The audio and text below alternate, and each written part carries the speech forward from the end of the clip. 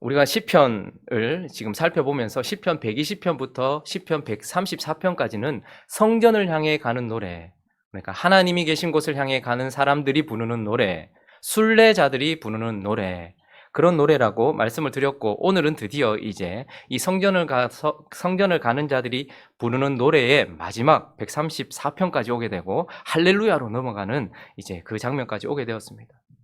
우리가 살펴본 것처럼 성전을 향해, 하나님이 계신 곳을 향해, 천성을 향해 가는 사람들이 부르는 노래에는 그 하나님 여호와를 경외하고 또 그분의 말씀대로 지켜서 그분의 뜻대로 살아감으로 말미암아 그 길을 걸음으로 말미암아 만나는 복에 대해서도 하나님은 우리에게 말씀해 주십니다. 그러나 그 길을 가는 동안 동행하시는 하나님 때문에 받는 복도 있겠지만, 그러나 원수들을 만나게 되고 또한 하나님 시온을 미워하는 자들, 악인들을 만나게 되어서 그 악인들을 통해서 고난을 받기도 한다는 것을 보게 됩니다. 그러므로 우리는 주님을 향해 걸어가는 이 순례의 길, 천국을 향해 걸어가고 있는 이 길에는 복만 있는 것이 아니다라는 것을 말씀하게 되고 또 알게 될 뿐만 아니라 하나님께서 허락하신 상황 속에서 악인들과 시온을 미워하는 자들에 의하여서 고난을 받기도 한다. 그러나 그 고난이 그를 엎어뜨리지 못한다라는 것을 고백하기도 하고, 여전히 우리가 범하고 있는 죄나 혹은 우리 속에 남아있는 죄 때문에 그 죄로 말미암아서 바다 깊은 어두운 곳에 빠지기도 하여서 그 가운데서 슬피 울기도 하는 때가 있다라고 말하면서 천국을 향해 걸어가고 있는 자들이 만나는 그 길 속에서의 여러 가지 상황들, 그리고 그 속에서 우리가 가져야 될 교훈들을 살펴보았고, 금요일 그 시간에는 우리가 이제 그렇지만 복도 만나게 될 것이요, 고난도 만나게 될 것이요, 또 시면에 빠지는 일도 있겠지만, 그렇지만 이 천국을 향해, 하나님을 향해 걸어가고 있는 자들은 어떤 자들인지 그들의 정체성에 대하여서 말씀하기 시작했습니다. 시편 132편은 먼저 이렇게 말하죠. 하나님을 향해 걸어가는 자는 죽어서 천국 가는 것만을 소망하는 자가 아니라 하나님의 나라가 이 땅에 임하기를 간절히 바라며 간구하면서 하나님의 나라를 세우는 자다. 천국에 가는 것만이 소망이 아니라 지금 있는 이곳에서 순례의 길을 가는 자들은 다윗은 말씀이 그의 삶 중심에 오기를 간절히 바라여서 언약궤를 예루살렘으로 안치했던 사람이었습니다. 다윗은 실제로 그렇게 하지는 못했지만 성전을 짓기 위한 모든 준비를 다함으로 말미암아서 언약궤가 예루살렘 안에 들어온다는 것은 말씀이 중심이 되는 삶이 되기를 소망했던 그의 마음이 담겨 있었던 것이요, 그가 성전을 짓기 위하여 모든 것을 준비했다는 것은 성전에 계실 하나님의 임재를 구했다라는 것을 의미하겠죠. 그러니 다윗처럼 말씀이 나의 삶 중심에 들어오고 하나님의 임재가 나의 삶 전체를 뒤엎으며, 그래서 하나님이 세우신 왕을 통하여 하나님 나라가 세워져 시온이 이곳에 서기를 간절히 바랬던 자가 다윗이었고, 그 노래를 했던 자들도 똑같이 그런 하나님의 나라를 세우기 위하여서 걸어가고 있는 자들이 바로 순례자들이며 천국을 향해 걸어가는 자들이라고 그들의 정체성을 말했습니다. 그러니 우리는 이곳에서 죽어서 천국 간다, 이것도 귀한 소망이지만 이곳에 하나님의 말씀이 중심이 되고 하나님의 성령이 임재하여 하나님의 통치가 우리 가운데 일어나길, 내가 있는 이곳, 내가 있는 가정, 내가 있는 교회가 있는 열방 가운데 하나님의 나라가 세워지길 바라는 것이 바로 순례자들이 가져야 될 그들의 정체성이다라고 말씀을 나눴습니다. 그와 함께 이제 133편은 또 다른 정체성을 우리에게 오늘 보여주고 있는데, 어떤 정체성을 가지고 있는 자들인가? 그들은 바로 아름다움을 드러내는 자들이다. 오늘 본문 말씀은 우리에게 이야기해 주고 있습니다. 자, 시편 133편 1절 말씀 같이 한번 읽어볼까요? 시작. 보라, 형제가 연합하여 동거함이 어찌 그리 선하고 아름다워. 지금 시인이 어찌 그리 선하고 아름다운 곳, 이 말은 토부, 하나님 보시기에도 아주 좋은 상태의 아름다움을 말하고 있는데, 이 아름다움이란 형제들이 연합한 그 상황 자체에도 아름다움이 있지만 이 어떤 것을 바라보고 있는 사람들 안에, 그리고 바라보고 있는 존재 안에 생겨지는 아름다움을 말하는 것입니다. 그러니까 무엇인가를 봤는데 저걸 보니까 마음속에 아름다움이라는 것이 확 피어오르더라는 것이죠. 선하다는 것은 하나님이 보셔도 아름답고, 그리고 토부라는 것은 누가 봐도 아름다운, 지금 그런 아름다움을 자아내고 있다라고 말하고 있는데, 무엇이 아름다움을 만들어냈다고 말합니까? 1절 다시 한번 볼까요? 보라! 라고 말하면서 뭐가 아름다움을 만들어냈대요? 읽습니다. 시작. 형제가 연합하여 동거함이. 그러니까 형제들이 연합하고 함께 사는 것 자체가 바라보는 하나님과 사람들 앞에 아름다움을 드러내더라라는 것입니다. 자, 그러면 아름다움을 드러낸 것은 바로 형제들이 연합한 것, 그리고 함께 동거하고 있는 것, 이것이 아름다움이다 이렇게 말하고 있는데, 그러나 우리가 오해하지 말아야 될 것이 있습니다. 먼저는 아름다움을 자아내고 있는 것이 단순한 연합이 아니라는 것을 생각해야 합니다. 우리는 다 연합하면 하나님도 기뻐하시고 사람들도 다 모여서 연합했다, 이것을 기뻐할 것이라고 생각하지만, 지금 여기서 말하는 연합이란 그런 연합이 아닙니다. 만약에 연합 자체를 하나님께서 아름답게 여기셨다면 창세기 11장에서 12장으로 넘어가지 않았을 거예요. 창세기 11장에는 무엇보다 중요하고 무엇보다 아주 끈끈한 연합이 있었습니다. 창세기 11장에는 바벨탑을 쌓기 위하여 사람들이 전부 연합하여 함께 모여 있었지만 하나님은 그것을 기뻐하지 아니하시고 어떻게 하십니까? 모두 흩어버렸습니다. 왜요? 그런 연합은 하나님이 원하시는 연합이 아닌 거예요. 왜요? 거기 모인 자들은 하나님을 높이기 위하여, 혹은 하나님께서 주신 길을 걸어가기 위하여, 그리고 하나님을 사랑하기 위하여 모인 자들이 아니라 자기 자신을 높이기 위하여 모였던 자들이었기 때문에 하나님은 그런 연합은 깨트려 버리셨다라고 말하고 있는 것이죠. 그러니 어떤 연합을 말하는 것입니까? 하나님 나라를 갈망하며. 그러니 시편 132편이 없이 133편으로 넘어오지 않는 거예요.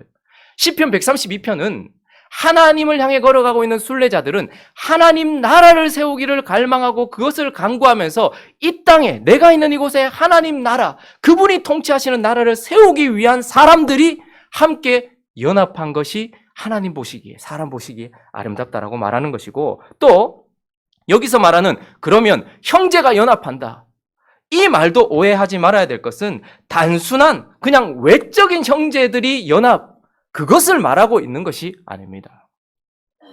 만약에 그런 외적인 연합, 단순한 그냥 눈에 보이는 것처럼 눈에 보이는데 형제다 이렇게 생각해서 연합했다면 하나님이 처음부터 믿음의 조상, 하나님의 백성들을 만드시기 위하여 부르신 사람이 누굽니까? 예, 아브라함이죠. 근데 하나님이 아브라함과 누구를 같이 가게 하셨어요? 처음에 아브라함 옆에 누가 있었어요? 조카? 롯이 있었어요. 그런데 어떻게 됩니까? 물질이 풍성해지고 어쨌든 간에 그런 상황을 통해서 둘이를 어떻게 하십니까? 하나님께서 갈라놓으시는 거예요. 왜요? 하나님은 아브라함의 자손들을 세우기 원하시기 때문입니다. 육적인 외적인 형제의 연합이 아니라 믿음의 사람들의 연합을 위하여 아브라함과 롯을 갈라놓게 하시죠. 뿐만 아니라 아브라함의 아들은 누굽니까? 이삭을 낳기 전에 먼저 있었던 자식이 있습니다. 누굽니까? 이스마엘입니다. 만약에 외적인 연합, 그게 형제의 연합이라면 하나님은 이스마엘과 이삭을 같이 두었을 거예요. 그런데 하나님 어떻게 하십니까? 이스마엘과 이삭을 분리시키십니다. 야곱은 어떻습니까? 하나님께서 야곱과 에서를 분리시키시는 거예요. 그러니 여기서 말하는 연합이란, 형제의 연합이란 외적인 어떤 연합을 말하는 것이 아니라 실제로 하나님 안에 한 성령을 받아 한 하나님을 모시고 한 하나님 아버지를 닮아가고 있는 믿음의 형제들을 말하고 있는 것이죠. 그러니 보라, 형제가 연합하여 동거함이, 이 말은 바로 하나님 나라를 갈망하면서 그분의 영으로 세워지고 그분을 닮아가는 하나님의 믿음의 백성들의 연합이 아름다움을 자아낸다라고 말하고 있는 것입니다. 자, 그러면 왜 이런 형제의 연합이 아름다운 것일까요? 이런 분리 이후에 있는 정확한 형제들의 연합이 왜 아름다운 것인가? 그 아름다움을 2절은 이렇게 표현해주고 있는데 2절 한번 읽어볼까요? 읽습니다. 시작. 그의 어깨까지 내린 것. 지금 그 형제의 연합이 하나님 보시기에 토부예요. 너무 아름다운 거예요. 누가 봐도 아름다운 거예요. 그런데 그 아름다움의 모습을 머리에 있는 보배로운 기름이, 누구의 머리예요? 저기서는 아론의 머리에서 보배로운 기름이 흐르고 그 다음에 아론의 수염을 거쳐서 어떻게 되는 거예요? 그의 어디까지? 어깨까지. 자, 머리에서부터 아주 향기롭고 아주 거룩한 기름이 대제사장의 머리에 부어졌습니다. 그리고 그 기름이 권위와 위엄을 상징하는 수염을 지나서 어디에 흐른다는 거예요?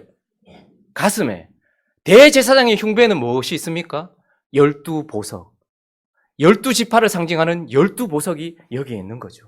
그러니까 지금 어떤 모습이냐? 하나님이 보시기에는 대제사장으로부터 흘러내려온 그 기름이 이 진정한 믿음의 지파인 12지파에 흘러서 충만한 상태, 성령 충만한 상태를 보여주고 있는 것입니다. 12지파는 이 대제사장의 기름으로부터 흘러내려서 권위를 상징하는 수염을 거쳐서 여기에 충만한 거예요. 이것은 마치 우리의 대제사장 되시는 예수 그리스도, 그 머리로부터 흘러나와서 그분의 권위를 지나서 하나님의 믿음의 백성들에게 흘러넘치는 무엇을 보여주는 것일까요? 기름은 무엇을 상징할까요? 거룩한 기름은 성령. 그러니 왜 저 모습이 아름다운가? 형제가 연합한 것이 왜 그렇게 아름다운가 하면 그것은 바로 성령 충만한 상태의 증명이기 때문에 그렇습니다. 증명. 대제사장이었던 아론의 머리에서부터 권위를 상징하는 수염을 거쳐서 그 하나님의 백성을 상징하는 12지파에 가득 채운 그 향기로운 기름이 충만한 것처럼 형제가 연합하고 있는 모습은 우리의 대제사장 되신 예수 그리스도의 머리로부터 흘러넘치는 그 성령이 우리 속에 가득해야만이 연합하고 동거할 수 있기 때문에 형제들이 연합하고 동거하고 있는 그 모습은 바로 성령 충만한 상태를 우리에게 보여주는 증명이기 때문에 하나님 보시기에 너무 아름다운 거예요. 그리고 또 그 아름다움을 이렇게도 표현합니다. 3절 읽어볼까요? 3절 있습니다. 시작. 헐몬에 있으리 시온의 산들에 내림 같도다. 거기서 여호와께서 복을 명하셨나니 곧 영생이로다. 헤르몬산이 갈릴리 호수가 이렇게 있고 요단강이 이렇게 있으면 저 위에도 강이 있어요. 요단 그 상류, 요단 하류, 갈릴리 호수. 그리고 그 위에는 무슨 산이 있다고요? 헤르몬산이 있는 거예요. 헤르몬산이 있는데 거기에는 1년 내내 그냥 얼음이, 눈이 덮고 있는 거예요. 그런데 여기는 비가 잘 내리지 않는 곳입니다. 그런데 저 높은 곳, 저 거룩한 곳에서 때가 되면 거기서부터 이슬이 내리기 시작하는 거예요. 이슬이 내려서 메마른 시온의 산들을 어떻게 하는 거예요? 전부 적시고 있는 거예요. 이 말은 무슨 말입니까? 생명으로 가득 채우고 있다는 거예요. 저 높은 곳에 있는 생명이, 저 높은 곳에 있는 단비가, 보통 성령을 거룩한 기름이라고 표현하기도 하고 그분을 우리가 방금 불렀던 찬양처럼 뭐라고 표현합니까? 성령의 이슬, 단비 이렇게 표현하죠. 그러니까 형제들이 연합하고 있는 상태는 거룩한 성령으로 충만한 상태이기도 하고 그 생명으로 충만하게 채워진 상태이기도 한 거예요. 교회가 하나님이 세우신 믿음의 사람들이 연합하여서 동거하고 있는 모습은 바로 성령 충만한 모습의 증거요, 생명 충만한 모습의 증거요. 그리고 결국은 이것은 무엇이냐 하면 바로 성령과 생명으로 가득한 그들의 연합은 사랑이신 하나님을 드러내고 있는 증명이기 때문에 그렇습니다. 하나님께서 성부와 성자와 성령으로 계신데 셋입니까? 하나입니까? 말씀 잘하셔야 됩니다. 잘못하면 이단됩니다. 성부와 성자와 성령 하나님이 셋입니까? 하나입니까? 하나입니다. 그런데 그 하나된 그분들이 각각이십니까? 서로 위격을 가지고 계십니까? 아니면 이분이 이분이고 저분이 저분입니까? 위격을 가지고 계십니다. 그분들은 창세 전부터 사랑 안에 연합하고 계셨던 분이에요. 가장 아름다운 분은 누굽니까? 하나님이에요.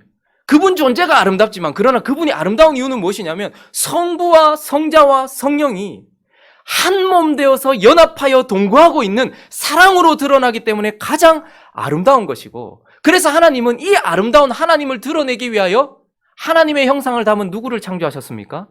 아담을 창조하신 거예요. 근데 아담을 창조하시고 사람이 독처하는 것이 좋지 못하니 라고 말했어요. 호라비는 복이 좀 뭐 해서 좋지 않다는 의미입니까? 왜요? 하나님이 하나님의 연합하고 동거하고 계신 그 아름다움을 드러내기 위한 존재가 바로 사람이었는데 아담 혼자 있으면 이 연합과 동거, 사랑이 드러납니까? 안 드러납니까? 못 드러내는 거예요. 그래서 누구를 주신 거예요? 하와를 주신 겁니다. 그럼을 통하여서 아담과 하와와 그의 자녀를 통하여서 뭐죠? 성부와 성자와 성령이 사랑 안에서 서로 연합하여 동거하고 있는 것처럼 그 아름다운 모습을 우리를 통해서 드러내기를 원하셨어요. 그래서 사람을 지으실 때 하나님은 하나님의 형상으로 지으셨을 뿐만 아니라 남자와 여자로 창조하시고 이렇게 말씀하시는 거예요. 왜요? 그 하나님의 아름다움을 드러내기 위하여서 하나님은 그렇게 하셨다라는 것입니다. 그러니 순례의 길을 걸어가고 있는 우리 존재의 어떤 사명 혹은 우리의 정체성이란 결국 무엇입니까? 하나님이 연합하여 아름다우신 그 아름다우심을 우리가 성령의 충만함과 생명의 충만함으로 교회가 연합함을 통하여서 하나님의 아름다움을 드러내 보이는 존재, 이것이 바로 우리의 정체성이고 순례의 길을 가고 천국을 향해 걸어가고 있는 자들의 정체성이다, 이렇게 말하고 있는 거죠. 이것이 왜 시편 133편에 배치가 되었을까요? 순례의 걸음을 가고 있는 이 시편 120편부터 134편까지 이 15편의 시편 중에 왜 거의 끝에 다다랐을까요? 어렵기도 한 것이고 가장 아름다운 것이기도 한 것이기 때문에 그럴 것입니다. 교회가, 우리가 물론 형제가 아닌 자들도 있겠죠. 그러나 형제들이 연합하는 것도 사실은 매우 어렵습니다. 성령 충만하지 아니하고서는, 생명으로, 주님께서 주신 생명으로 충만하지 않고서는 서로 헐뜯고 서로 싸우는 것이, 그래서 저도 요즘에 보니까요, 우리 자녀들 3명이 가끔 있는 일인데 아주 가끔 3명이 앉아서 서로의 머리를 보듬어주고 서로 이야기하고 오빠 뭐 이렇게 얘기하고 뭐 이렇게 얘기하는 그런 모습을 볼 때면 제 마음에 얼마나 이게 여러분들 눈에는 그냥 뭐고 싶을지 모르겠지만 제 눈에는 형제가 연합하여 동감이 어찌 그리 선하고 아름다운지요. 근데 동일하게 하나님은 영적인 가족인 교회 안에 성령의 생명을 불어넣어 주셨어요. 그리고 그 안에 서로 사랑으로 연합하여 동거하여서 성부와 성자와 성령이 사랑 안에 하나 되어 있는 아름다움을 드러내는 것처럼 보이는 우리가 연합하여 하나님을 아름다움을 드러내는 이런 존재로 우리를 부르셨다라고 말씀하고 있는 것입니다. 우리 이것을 향해 달려가는 행복한 우리가 되었으면 좋겠습니다.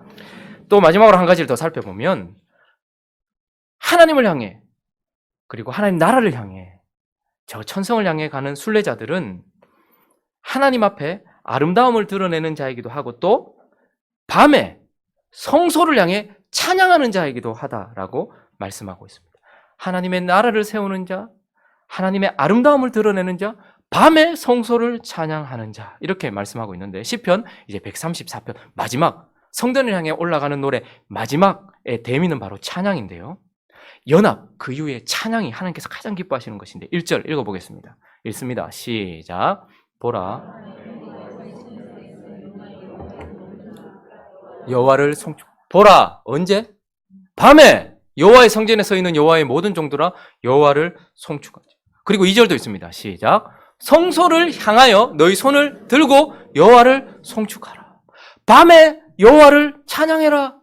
성소를 향하여 여호와를 송축해라. 이렇게 말하면서 천성을 향해, 하나님 나라를 향해, 하나님 계신 곳을 향해 걸어가고 있는 우리 모든 믿음의 순례자들은 바로 밤에 하나님을 향해, 성소를 향해 찬양하는 자들이다, 이렇게 말합니다.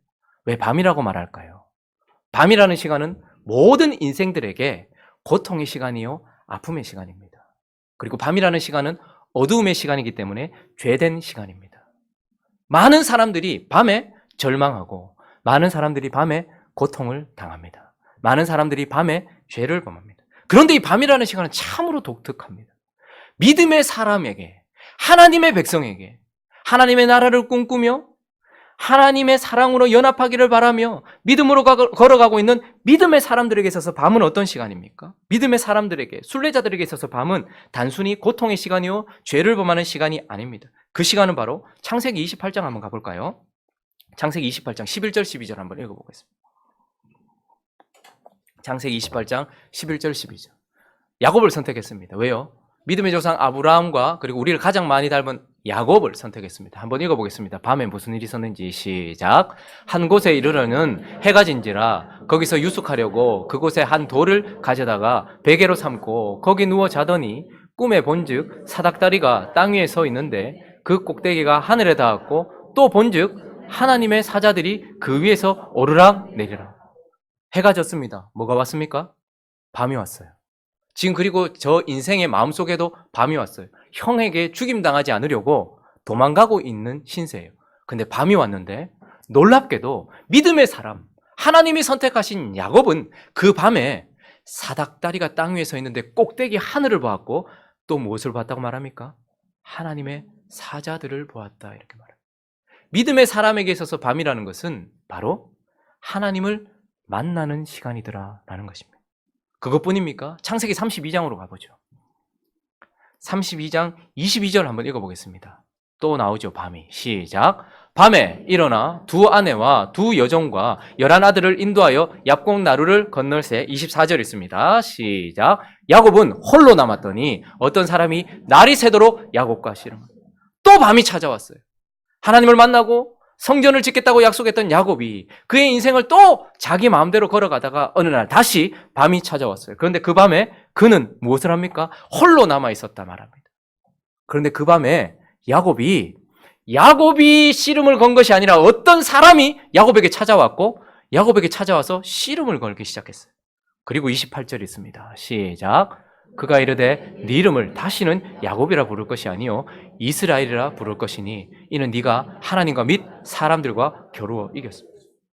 하나님이 찾아와 주셨고 하나님과 겨루었던 야곱이 하나님이 저주심으로 인하여서 환도뼈는 위골되었지만 그의 인생 가운데 하나님이 이름을 바꾸셨어요. 너는 이제 사기치는 자, 뒤통수 치는 자, 뒤꿈치 잡는 자가 아니라 하나님을 이긴 자, 하나님이 너 없으면 안 된다라고 고백하는 이스라엘이라 말하면서 그 밤에 어떤 일이 있었습니까? 하나님의 크신 은혜를 입은 시간. 밤은 바로 하나님을 만나는 시간이기도 하고 그리고 그 밤에 하나님은 우리에게 축복을 해주시는 시간이기도 합니다. 그래서 시인은 이렇게 고백합니다. 시편 16편 7절 말씀 한번 볼까요? 7절 맞죠? 7절 읽어보겠습니다. 시작. 나를 훈계하신 여호와를 송축할지어다. 밤마다 내 양심이 나를 교훈하노. 그는 언제 교훈을 받고 있습니까?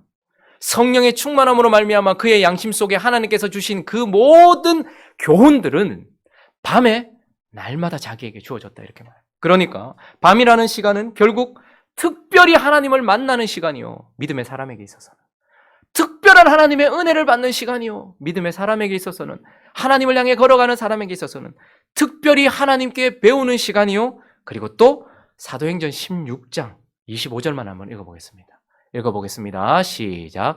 한밤중에 바울과 실라가 기도하고 하나님을 찬송하며 죄수들이 그 한밤중에는 하나님께 기도하는 시간이요. 또 하나님을 찬양하는 시간이다라고 말하고 있습니다. 그러니까 믿음의 사람에게 있어서는 밤이라는 시간, 그 시간에 하나님을 만나고 은혜를 누리고 하나님을 배우고 하나님께 기도하고 찬양하는 시간이다 이렇게 말하면서 순례의 길을 가는 자들은 어떤 자라는 거예요? 낮에만 찬양하는 자가 아니라 밤에 하나님을 찬양하는 자다. 이렇게 우리의 정체성을 확립시켜 주고 계십니다. 자, 그러면 좀 자세히 한번 살펴보죠. 이제 그렇게 찬양하라고 말씀하신 하나님께서 성전을 향해 가는 노래를 마치시고 시편 135편으로 넘어가면서 누가 찬양하느냐, 어떤 자가 찬양하느냐, 무엇을 찬양하는 자를 우리에게 보여주는데, 자, 그러면 이 바울과 실라가 지금 한밤중에 매우 많이 맞고 그 슬프고 아픈 상황 가운데 하나님께 기도했을 뿐만 아니라 하나님을 찬양했어요. 어떤 사람이 하나님을 찬양할 수 있느냐, 그것에 대하여 시편 135편은 먼저 이렇게 말합니다. 조금 어려운 말로 해보면 특별 계시를 받은 자가, 좀 안 나라는 말로 표현해보자면 특별 계시를 받은 자가 하나님을 밤에 찬양하더라라는 거예요. 좀 쉽게 말해본다면 하나님이 어떤 분인지를 아는 자가 하나님을 찬양하더라는 거예요. 여러분 특별 계시를 받으셨습니까? 못 받으셨습니까? 애매하십니까? 특별 계시를 받으셨습니까? 못 받으셨습니까? 언제 받으셨어요? 우리가 특별 계시라고 말하면 그 주어지는 계시의 방식이 특별해야지 특별 계시라고 생각하는 경우가 많습니다. 그래서 뭐 기도하다가 환상 가운데 혹은 내가 이따가 갑자기 입신을 해서 혹은 누군가가 찾아와서 뭐 이렇게 해줄 때 그걸 특별 계시라고 생각하는 경우가 많아요. 그러나 성경이 말하는 특별 계시란 주어지는 방식이 특별해서가 아니라 그 담고 있는 내용이 특별하기 때문에 특별 계시라고 하는 것입니다. 그런 의미에서 우리 모두는 다 이미 특별 계시를 받은 것입니다. 가장 특별한 계시인 5절 한번 볼까요? 135편 5절. 어떤 계시를 받았는가? 읽어봅니다. 시작. 내가 알거니와 여호와께서는 위대하시며 우리 주는 모든 신들보다 위대하다. 이 계시는 모든 사람에게 있는 것이 아닙니다. 왜냐하면 15절 한번 가보십시오. 15절부터 18절까지 읽어봅니다. 시작. 열국의 우상은 은금이요 사람의 손으로 만든 것이라 입이 있어도 말하지 못하며 눈이 있어도 보지 못하며 귀가 있어도 듣지 못하며 그들의 입에는 아무 호흡도 없나니 그것을 만든 자와 그것을 의지하는 자가 다 그것과 같아. 여러분, 이런 계시, 그는 하나님을 지금 여호와로 부르고 있어요. 찾아오셔서 자기와 언약을 맺어주신 하나님, 그리고 여호와는 스스로 있는 자다. I am who I am. 나는 이제 너와 함께하면서 내가 누구인지를 알게 하려다. I will be, I will be. 그래서 여호와라는 말은 하나님이 함께 하시면서 하나님이 누구인지를 알려주신다라는 것을 의미하거든요. 그런데 그가 지금 뭐라고 말했습니까? 5절에 보니까 내가 알거니와 이렇게 말해요. 여호와는 위대하시며 모든 신들보다 위대하시다. 이 말은 지금 다른 신이 있는데 그 신보다 더 급이 높다 이 말을 하는 것이 아니라 다른 건 신이 아니라는 말이에요. 오직 이분만이 신이다라는 것을 알고 있는 것.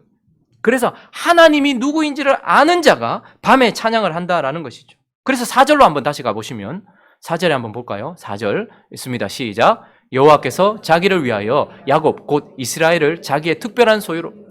창세전에 있었던 일을 알고 있습니다. 무엇입니까? 내가 구원받은 이유는 내가 무엇을 했기 때문이거나 내가 회개했기 때문이 아니라 창세전에 이미 나를 어떻게 하신? 선택하신 하나님의 작정이 있었기 때문이라는 이 놀라운 하나님의 어떤 계시를 받은 자예요. 그러니까 내가 구원받은 것이 내게 속해 있지 않고 하나님께 속해 있으며 영원전에 속해 있기 때문에 나는 그 하나님의 백성이라는 것을 아는 구원받은 백성으로서의 가지고 있는 지식. 그리고 6절 7절도 읽어볼까요? 시작. 여호와께서 그가 기뻐하시는 모든 일을 천지와 바다와 모든 깊은 데서 다 행하셨도다. 안개를 땅끝에서 일으키시며 비를 위하여 번개를 만드시며 바람을 그 곳간에서 내시니. 어떤 사람들이 이것을 보면서 해와 달과 별을 신으로 생각하는 사람들도 있습니다. 그리고 안개가 일어나거나 번개가 치거나 하면 그것들이 신인 것처럼 생각하여서 그것에 엎드리는 자들도 있어요. 그러나 지금 이 시대는 그것이 그냥 과학이라고 생각하는 경우가 많습니다. 그저 자연 현상이라고 생각하면서 이것이 하나님의 섭리라는 것을 알지 못한단 말입니다. 창조와 하나님이 하고 계신 모든 일들이 하나님이 그 자연 법칙을 통하여 일하고 있다는 것도 모두가 가지고 있는 것은 아닙니다. 여러분들이 눈을 뜰 때에 오늘 아침에도 우리가 봤던 이 태양은 태양 스스로가 일어난 것이 아니라 하나님이 태양을 붙들고 계신 그분의 자연 법칙을 통하여서 오늘도 섭리하셨기 때문에 태양을 맞이한 줄로 믿습니다. 동시에 우리의 모든 삶 속에 일어나고 있는 모든 창조된 일과 우리 삶 속에 일어나는 모든 일들이 우연히 일어났거나 혹은 내 노력으로 일어났거나 아니면 다른 신에 의해서 일어난 것이 아니라 하나님에 의하여서 창조되어지고 모든 것이 섭리되어지고 있다라는 것. 그래서 내 인생을 하나님 앞에서 안심하며 살 수 있는 것 또한 특별한 하나님의 계시를 받은 바울과 실라가, 그리고 오늘 이 시인이 하나님을 밤에 찬송할 수 있었던 것은 바로 이런 특별한 구원받음과 특별한 창조주 하나님을 알고 있었던 하나님을 향한 지식, 그분을 알았기 때문에 찬송할 수 있었다라는 것이죠. 그것만이 아니고 또한 그들이 하나님을 찬송할 수 있었던 이유는 특별 은총을 받은 자이기도 하기 때문입니다. 하나님께서는 특별히 하나님의 백성에게만 축복하시는 분입니까? 아니면 모두에게 축복하시는 분입니까? 하나님의 백성한테도 축복 안 하시던데 이런 생각이 드십니까? 하나님은 하나님의 백성에게만 축복하시지 않고 모든 사람들에게, 악인과 선인에게 햇빛과 비를 주시는 모든 백성들에게 은혜를 주시는 분인 줄로 믿습니다. 그러나 이것을 우리는 일반 은총이라고 해요. 모든 사람들이 받고는 있지만, 그래서 모든 사람들에게 해당되지만 일반 은총이라는 말은 또 다른 부류의 은총이 있다는 것을 뜻하는 것이죠. 모든 사람들이 운동을 열심히 하고 자기 몸을 잘 가꾸면 건강합니다. 모든 사람들이 하나님께서 주신 지식을 가지고 열심히 공부하면 좋은 대학에 가기도 합니다. 이건 다 하나님께서 주신 하나님의 일반 은총이에요. 그러나 하나님을 밤에 찬양하는 자들은 이런 일반 은총과 함께 특별 은총인 구원받은 것을 깨달은 자라는 것입니다. 8절도 한번 보십시오. 8절 읽어보겠습니다. 8절, 9절 읽어봅니다. 시작. 그가 애굽에 처음 난 자를 애굽이여 여호와께서 내게 행한 표적들과 징조들을 바로와 그의 모든 신하들에게 보냈습니다. 이 말은 무슨 말입니까? 그들이 이스라엘 백성들이 구원받았던 때를 말하고 있는 것입니다. 여러분, 거기에는 함께 이스라엘 백성들도 이집트 백성들도 함께 있었어요. 그런데 그 가운데 하나님이 어떻게 하셨습니까? 모든 햇볕과 비를 이집트 사람에게도 주셨고 이스라엘 백성들에게 주셨어요. 그러나 나중에 구원은 누구에게만 있었습니까? 이스라엘 백성들에게만 있었어요. 특별 은총을 받은 자인 것이죠. 그리고 11절 12절도 읽어볼까요? 11절 12절 읽어보겠습니다. 시작. 곧 아모리인의 왕 시온과 바산 왕 옥과 가나안의 모든 국왕이로다. 그들의 땅을 기업으로 주시되 자기 백성 이스라엘에게 기업으로 주셨도다.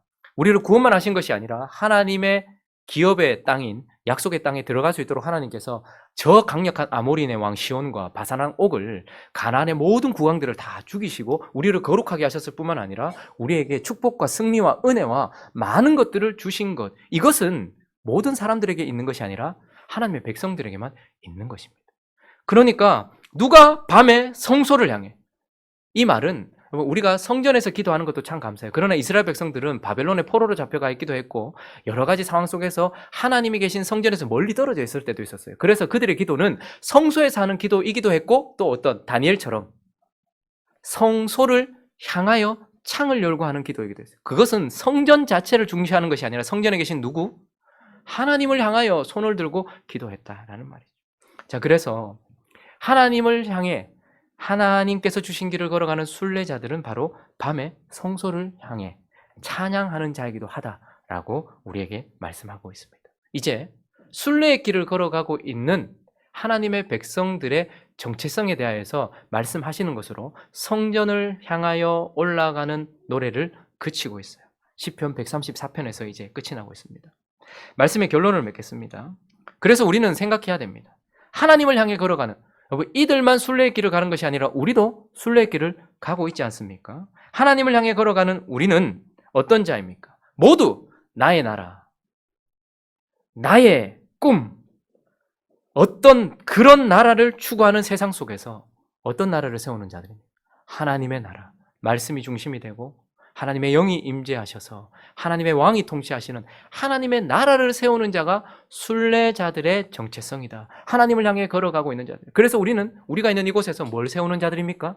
하나님의 나라를 세우는 자들이라는 것을 기억하시는 행복한 우리에게 되시기를 예수 그리스도의 이름으로 축원합니다. 뿐만 아니라 찢겨지고 이기적이고 자아만 추구하는 세상 속에서 무엇이죠?